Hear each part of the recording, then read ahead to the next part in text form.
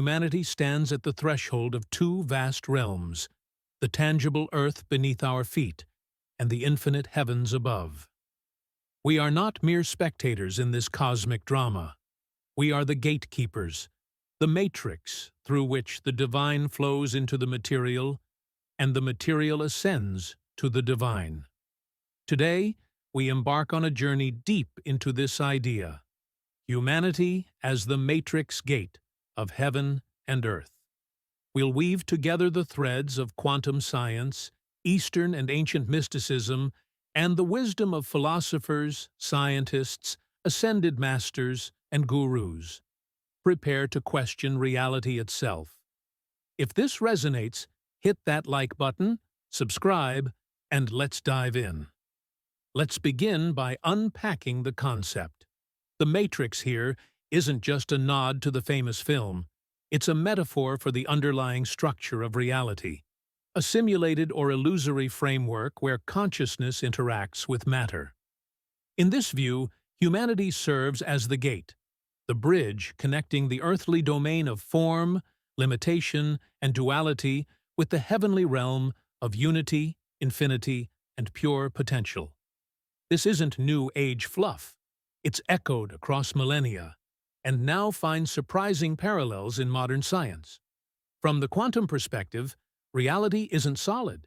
It's probabilistic, wave-like, and observer-dependent. Niels Bohr, one of the fathers of quantum mechanics, once said, "Everything we call real is made of things that cannot be regarded as real." Bohr's Copenhagen interpretation suggests that particles exist in superpositions until observed, collapsing into definite states through measurement.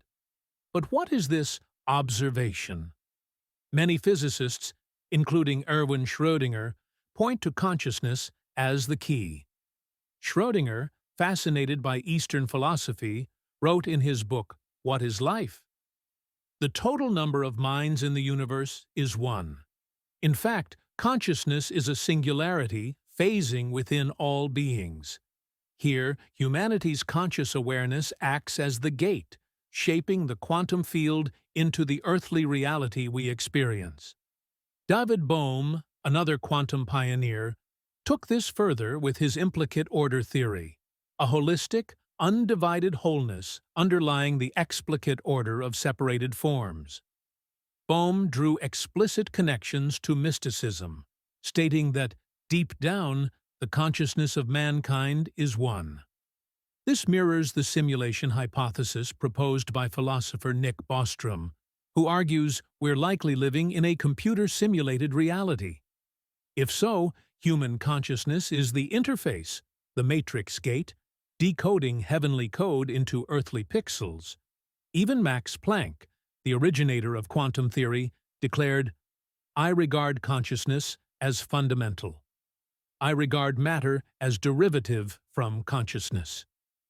We cannot get behind consciousness.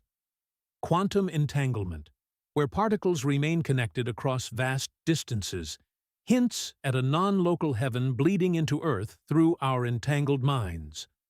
Now, let's turn eastward, where this gate has been contemplated for thousands of years. In Hinduism, the concept of Maya, the illusion of the material world, positions humanity as the veil lifters. The Upanishads teach that Atman, the individual soul, is identical to Brahman, the universal consciousness, making us the conduit between the finite and the infinite.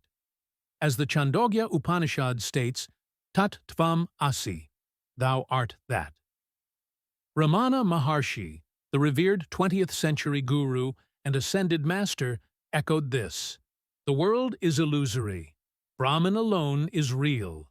Brahman is the world." Through self-inquiry, we open the gate, realizing our role as the matrix where heaven, Brahman, manifests on earth.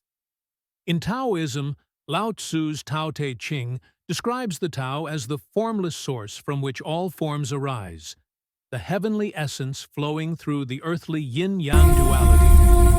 The Tao that can be told is not the eternal Tao, he writes, but humanity, as the balanced intermediary, embodies it. Lao Tzu advises, man follows the earth follows the universe follows the Tao follows only itself. We are the gate, harmonizing these flows. Buddhism adds depth with the idea of sunyata, emptiness, where the ego self is the illusion blocking the gate. The Buddha taught that enlightenment dissolves this barrier, revealing interdependent arising, much like quantum fields. As Thich Nhat Hanh, a modern Zen master, puts it, we are here to awaken from our illusion of separateness. The legendary alchemist and founder of Hermeticism proclaimed in the Emerald Tablet, as above, so below, as below, so above.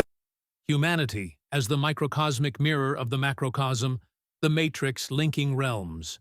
Plato, the Greek philosopher, illustrated this in his allegory of the cave.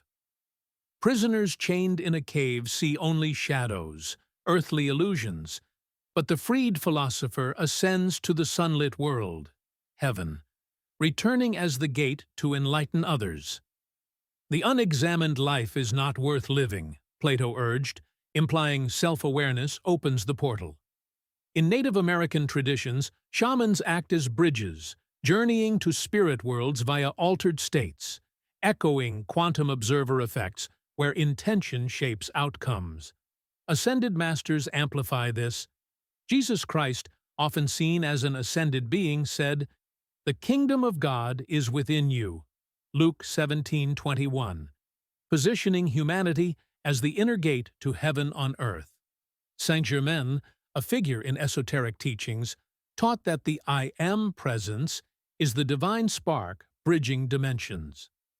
Synthesizing this, humanity's role as the matrix gate is profound. Through consciousness, quantum's observer, mysticism's awakening, we transmute earthly matter into heavenly insight. Thank you for joining this exploration. Until next time, awaken the gates within. Now, subscribe for more deep dives into science, spirituality, and human mystery.